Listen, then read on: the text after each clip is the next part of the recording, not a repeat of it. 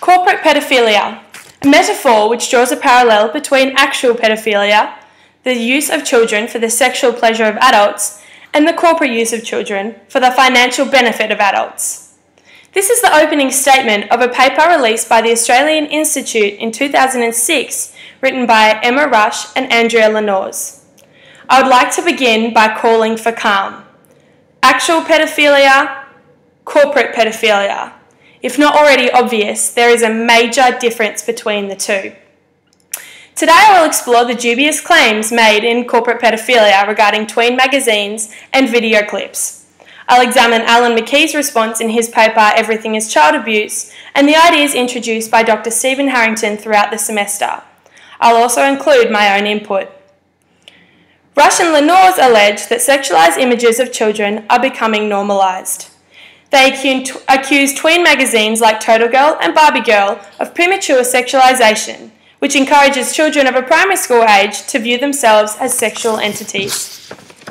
The Corporate Pedophilia Report claims that half the content of these magazines is sexualising material, and in the case of Barbie magazine, fully 3/4 is sexualised content.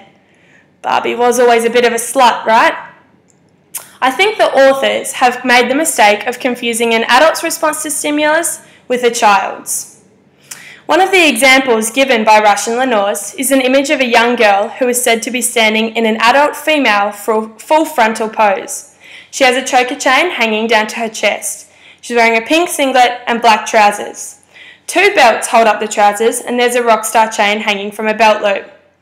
Whilst each of the elements of her outfit has been paralleled to that of a Playboy bunny, I'd contend that my mum actually bought me that magazine, and all that came to my mind when I read it was how much I wanted to be Avril Lavigne, the Canadian rock star of my dreams. I wasn't weird or sexualised. I was just like every other prepubescent girl of the era. And far from damaging children, the only crime I can think of that has been committed by Avril is marrying the lead singer of Nickelback. There is legislation in every state of Australia that makes it illegal to produce or circulate sexualised material of children. That means that if Coles was peddling child porn next to the lollies in aisle 5, then shouldn't the checkout chick be arrested? I know that sounds flippant, but it's an important question raised by Alan McKee. If these photos are truly representing children in an exploitative manner, then why are they still available to be viewed? I'll tell you why. Because this is not sexualisation. This is clever marketing by advertising producers appealing to a specific demographic. Celebrity influence forced upon young people is another child exploitation crime. Moral panic. Dr. Stephen Harrington introduced this to his students in week 3 of the semester. A select few of the moral panics were shown to us, which were brought on by celebrities over the years. Each quickly dissipated when logic was introduced. It has been claimed that young girls feel pressured to mimic the actions of Rihanna and Britney Spears in music videos. Most of these have aired on weekend music channels such as Rage or Video Hits, and they come with a G or PG rating.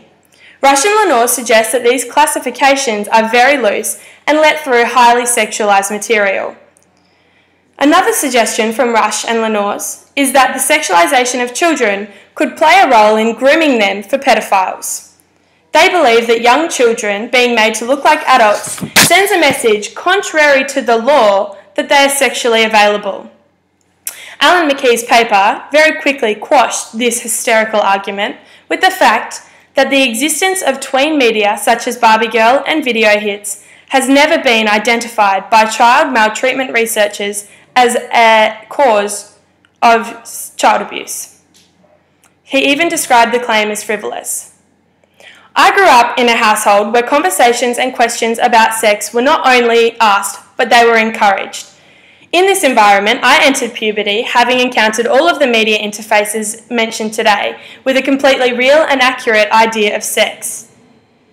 Finally, let me be very clear. Child pedophilia, pornography, and the sexualisation of children are heinous crimes, but it is up to parents to decide what their children view and to protect them from damaging material. Advertising producers are not pedophiles.